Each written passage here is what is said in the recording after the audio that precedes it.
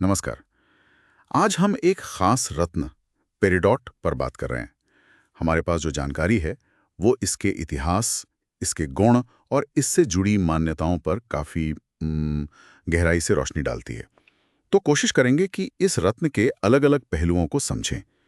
एक चीज जो मुझे काफी दिलचस्प लगी वो ये कि इसे सूर्य का रत्न तो कहते ही हैं, पर इवनिंग एमरल्ड भी कहा जाता है। शायद इसलिए क्योंकि ये रात की रोशनी में भी चमकता रहता है। और ये भी पता चला कि ये सिर्फ ज्वालामुखी चट्टानों में नहीं, बल्कि उल्का पिंडों में भी मिलता है। ये तो कमाल है। हाँ, बिल्कुल।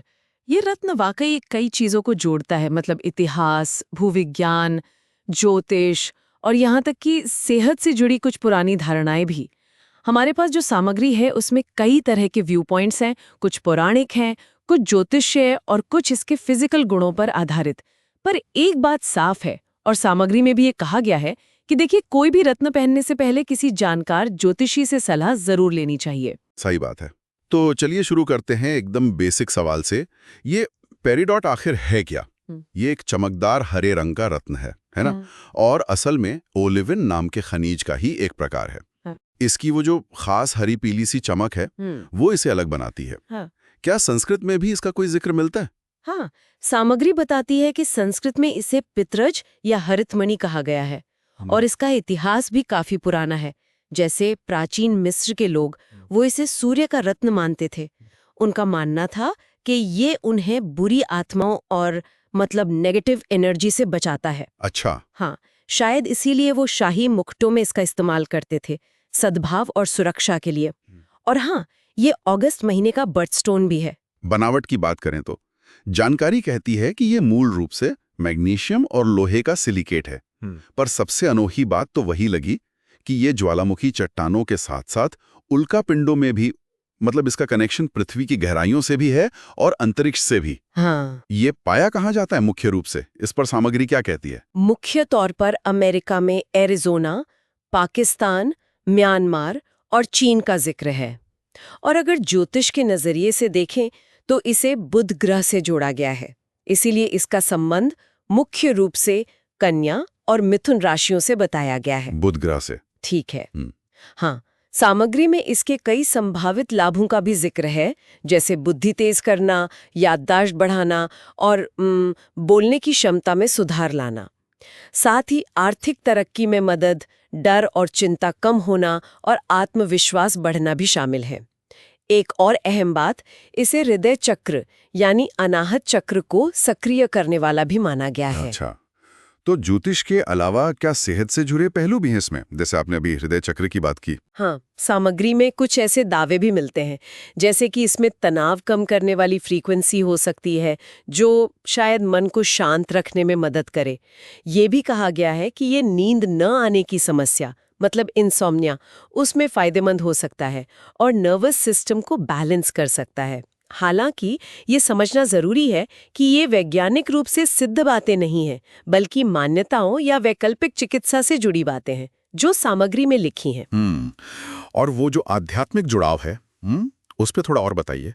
ये हृदय चक्र वाली बात, इसे थोड़ा और स्पष्ट करेंगी? हाँ, जैसा हमने कहा, इसका मुख्य आध्यात्मिक संबंध हृदय चक्र यानी अनाहत चक्र से बताया गया है। योग और ध्यान की परंपरा में ये चक्र प्रेम, करुणा, क्षमा और इमोशनल बैलेंस का केंद्र माना जाता है।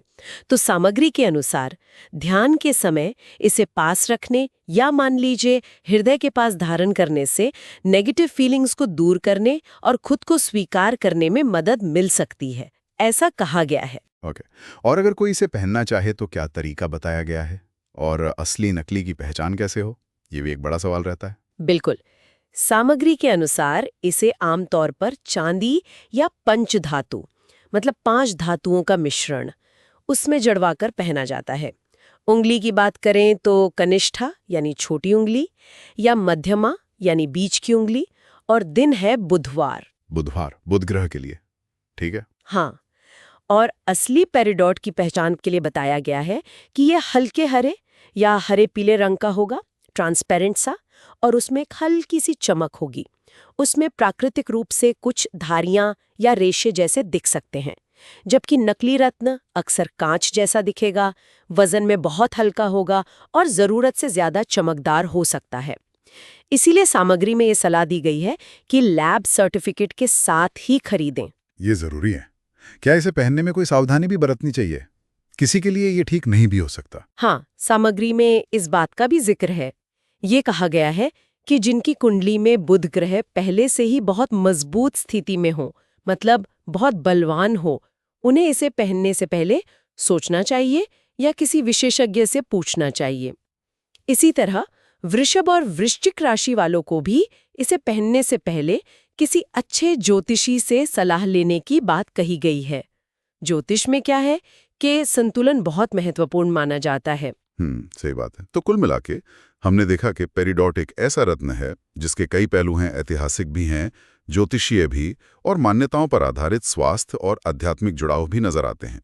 बुध ग्रह से इसका संबंध, हृदय चक्र पर इसका कथित प्रभाव और बुद्धि व समृद्धि से जुड़ाव, ये कुछ मुख्य बातें हैं जो इस जानकारी से निकल कर आती हैं। बिल्कुल सही कहा। और जैसा कि स्रोत सामग्री भी आखिर में एक तरह से निष्कर्ष देती है कि रत्न एक सहायक उपकरण या गाइड हो सकता है, पर अपने आप में कोई जादू की छड़ी नहीं है।